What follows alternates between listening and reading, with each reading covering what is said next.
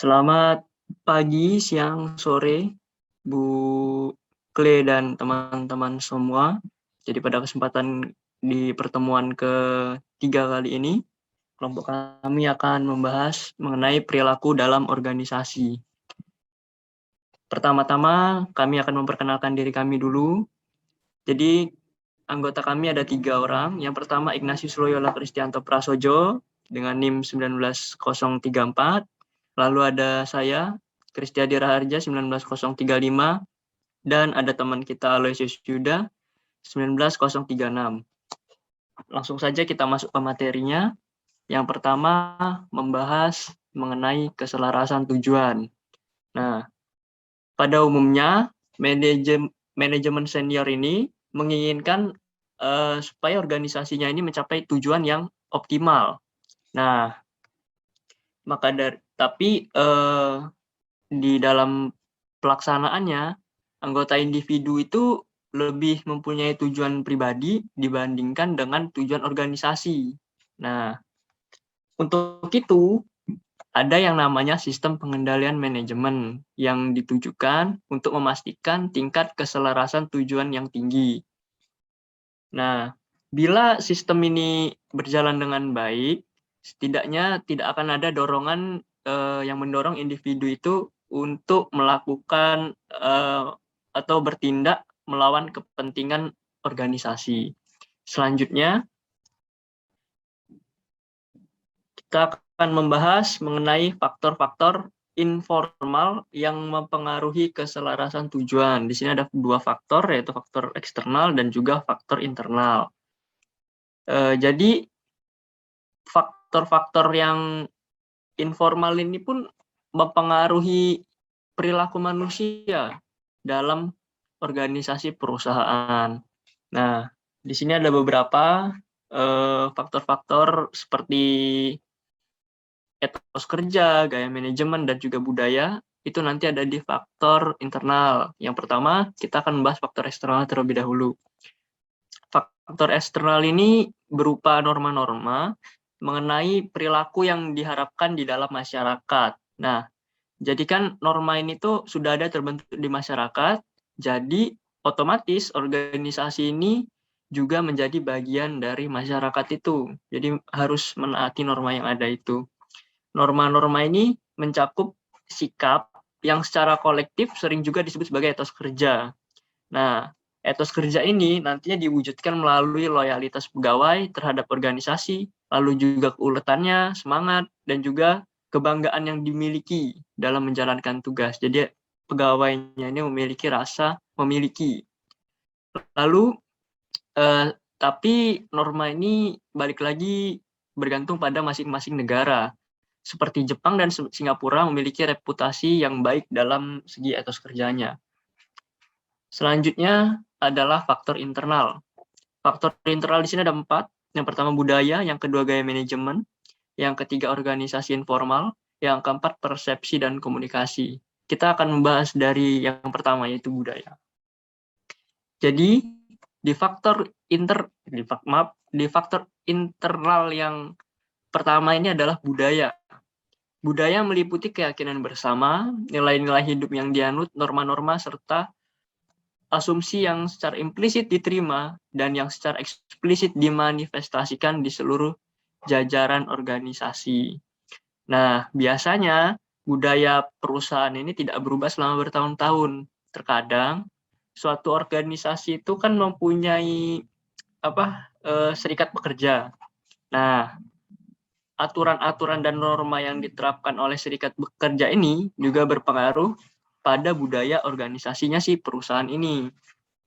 Dan dia ini tidak bisa berubah ya, sulit untuk diubah karena setiap ada rencana untuk pengubahan peraturan pasti ada perlawanan yang dilakukan dari si karyawan.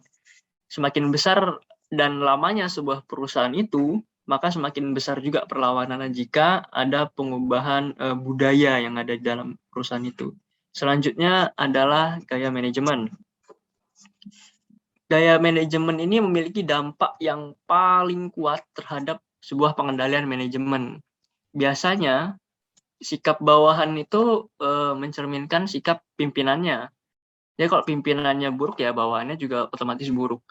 Nah, dengan demikian sikap para atasan itu nanti kemana sih berpijaknya? Nah, dia akan bertumpu pada CEO-nya. Jadi dia mengikuti sikap CEO-nya. Jadi sebenarnya dalam perusahaan itu dari atas sampai ke bawah itu semuanya saling berkorelasi ya, ada hubungannya, saling meniru sebenarnya.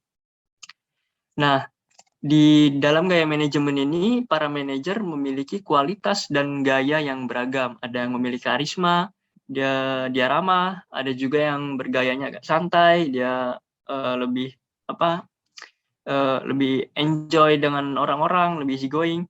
Lalu juga kesibukannya tuh berbeda antara manajer satu dengan yang lain. Ada yang menyibukkan diri dengan menulis laporan, ada juga yang berkeliling-keliling, jalan, mantau, berkomunikasi dengan karyawan-karyawan yang lagi bekerja di sana.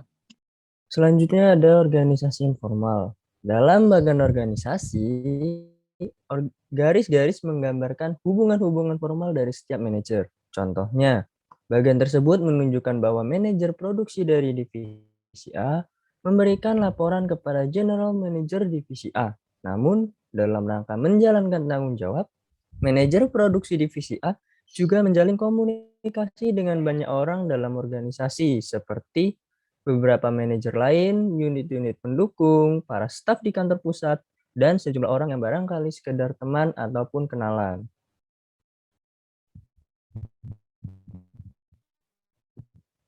Selanjutnya ada persepsi dan komunikasi. Dalam upaya meraih tujuan-tujuan organisasi, para manajer operasi harus mengetahui tujuan dan tindakan yang harus diambil untuk mencapainya. Mereka menyerap informasi ini dari berbagai jalur, baik itu jalur formal maupun jalur informal.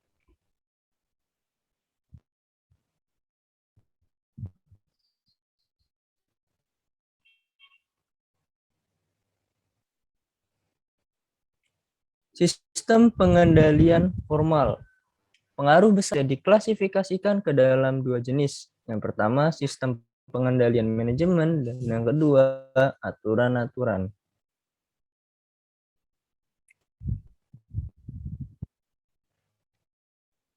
Yang pertama ada aturan-aturan. Kita menggunakan istilah aturan sebagai seperangkat tulisan yang memuat semua jenis instruksi dan pengendalian, termasuk di dalamnya adalah instruksi jabatan, pembagian kerja, prosedur standar operasi, panduan-panduan, dan tuntutan-tuntutan etis. Tidak seperti arahan-arahan yang bersifat implisit yang bisa berubah dari bulan ke bulan. Hampir semua aturan biasanya bersifat jangka panjang. Beberapa jenis aturan bisa dilihat di bawah ini. Yang pertama ada pengendalian fisik, manual, pengamanan sistem, dan sistem pengendalian tugas. Nah, pengendalian fisik adalah penjaga keamanan gudang-gudang yang terkunci, ruangan besi, password komputer, televisi, pengawas, dan pengendalian fisik lainnya merupakan bagian dari struktur pengendalian. Untuk manual, ada banyak pertimbangan untuk memutuskan aturan-aturan mana yang harus dituliskan ke dalam panduan, mana yang mesti diklasifikasikan sebagai pedoman, seberapa banyak toleransi yang diperbolehkan, dan beberapa pertimbangan lainnya. Yang pengamanan sistem adalah berbagai pengamanan sistem dirancang ke dalam sistem pemrosesan informasi untuk menjamin agar informasi yang mengalir melalui sistem itu akan bersifat akurat dan untuk mencegah kecurangan. Yang terakhir, sistem pengendalian tugas. Sistem pengendalian tugas adalah proses untuk menjamin agar tugas-tugas tertentu dijalankan secara efektif dan efisien.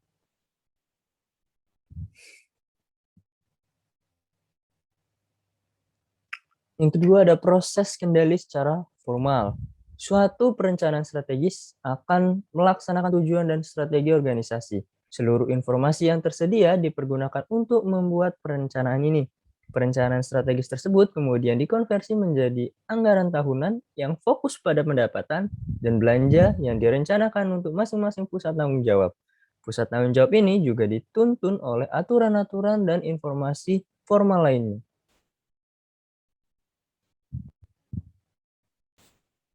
Jenis-jenis organisasi. Strategi suatu perusahaan memiliki pengaruh yang besar terhadap strukturnya. Pada gilirannya, jenis struktur akan mempengaruhi rancangan sistem pengendalian manajemen organisasi. Organisasi bisa dikelompokkan ke dalam 3 kategori umum. Yang pertama ada struktur fungsional, struktur unit bisnis, dan struktur matriks. Struktur fungsional di dalamnya setiap manajer bertanggung jawab atas fungsi-fungsi yang terspesialisasi seperti produksi atau pemasaran. Struktur unit bisnis di dalamnya para unit manager bertanggung jawab atas aktivitas-aktivitas dari masing-masing unit dan unit bisnis berfungsi sebagai bagian independen dari perusahaan. Dan yang terakhir struktur matriks di dalamnya unit-unit fungsional memiliki tanggung jawab ganda.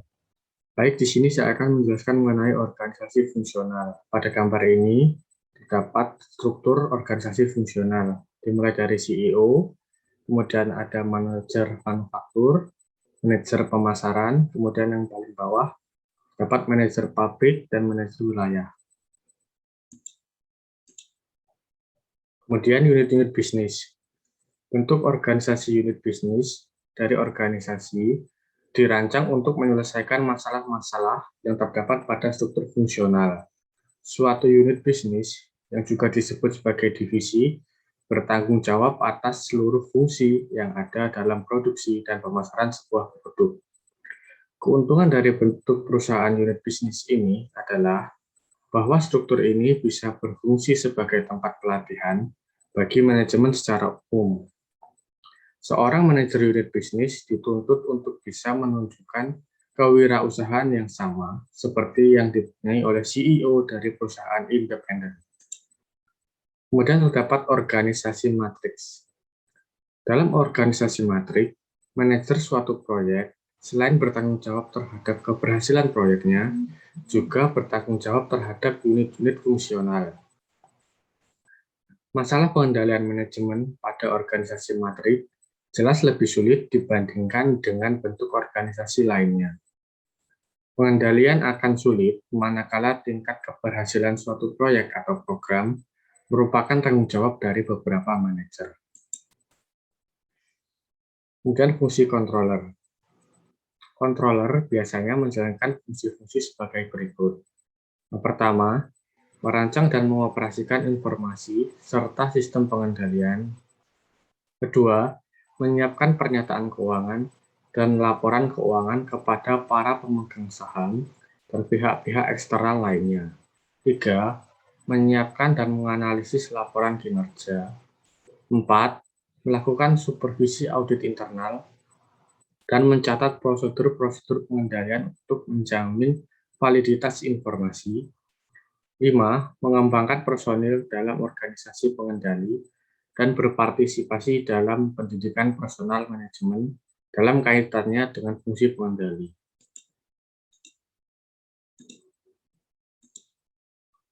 Kemudian ada relasi kejajaran organisasi. Fungsi pengendalian adalah fungsi staf. Meskipun seorang controller biasanya bertanggung jawab untuk merancang maupun mengoperasikan sistem yang mengumpulkan dan melaporkan informasi. Pemanfaatan informasi ini adalah tanggung jawab jajaran manajemen. Kemudian pengendali unit bisnis. Para pengendali unit bisnis mau tidak mau membagi loyalitas mereka. Pada suatu sisi, mereka juga berutang kesetiaan pada pihak pengendalian secara keseluruhan perusahaan yang memegang tanggung jawab operasi sistem pengendalian secara keseluruhan. Demikian presentasi dari kelompok kami. Apabila ada salah kata dan kalimat, kami mohon maaf. Sekian dan terima kasih.